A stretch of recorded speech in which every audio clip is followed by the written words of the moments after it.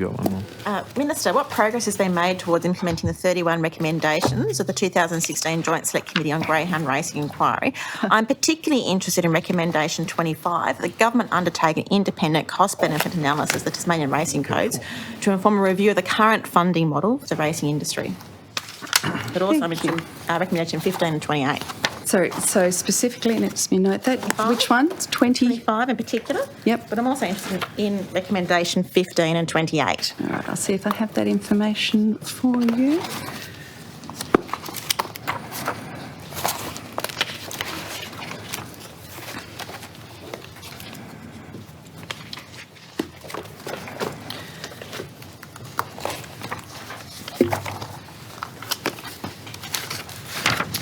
So I can provide some information for you.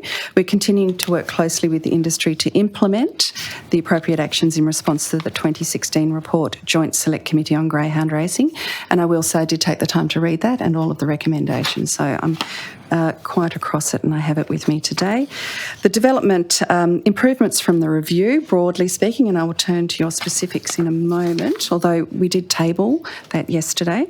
The development of a new local rule in greyhound racing that provides for higher retirement standards, specifically no healthy greyhound can be euthanased without the prior approval of the Office of Racing Integrity. The creation of additional licensed categories, Whelper and Rearer, that are in line with the life stages of a greyhound, and Tas Racing funded desexing of all retiring greyhounds that are not retiring to breed, the establishment of greyhound recovery rebate scheme to assist in rehabilitation of injured greyhounds. I am aware that there is a detailed list, which I might actually, the Secretary might pass to me.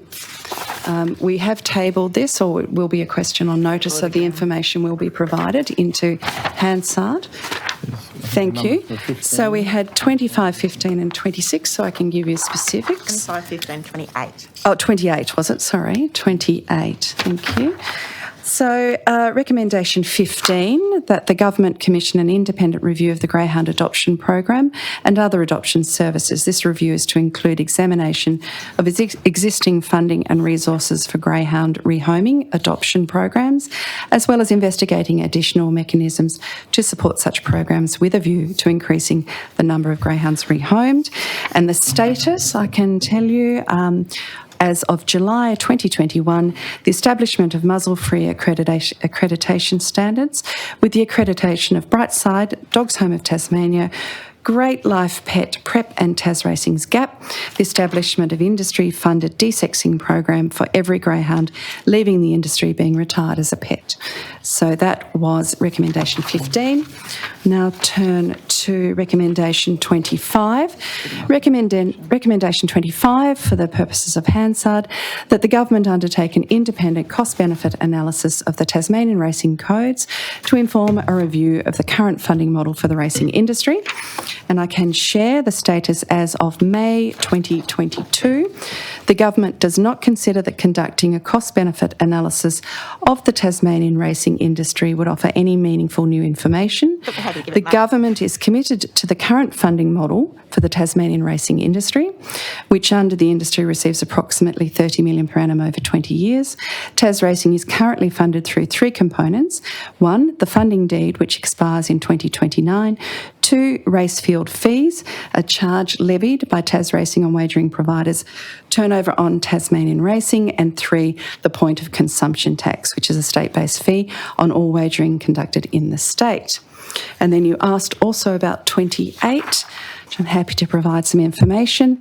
Recommendation 28, that Tas Racing and the Office of Racing Integrity review their current communication methods to effectively engage with industry participants to improve animal welfare.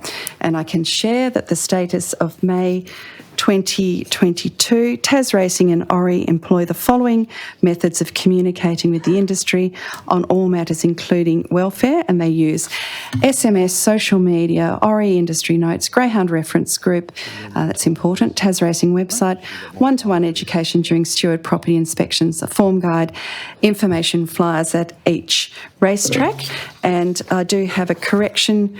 There is a more recent update to 15, which, sorry, I will just actually quickly run across that. I think you'd want the latest information. May 2022.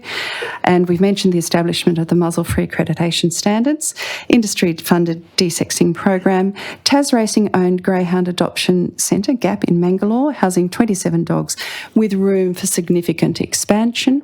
Work has commenced on expanding the number of kennels at the GAP facility from 27 to 50. Appointment of non-industry manager for GAP, currently seeking a replacement of a dedicated animal welfare manager, establishment of behavioural modification program, and Tas Racing has appointed an appropriately credentialed behaviourist, establishment of a 28-day wind-down rule for retiring greyhounds, where the trainer must commence and keep records of actions, socialising the greyhound before entry to GAP or any other rehoming program, and GAP funding steadily increased from $265,000 in 2015-16 to $728,000 in 2021. Chair. I hope that assists. Mr. Winter. Thank you. Minister,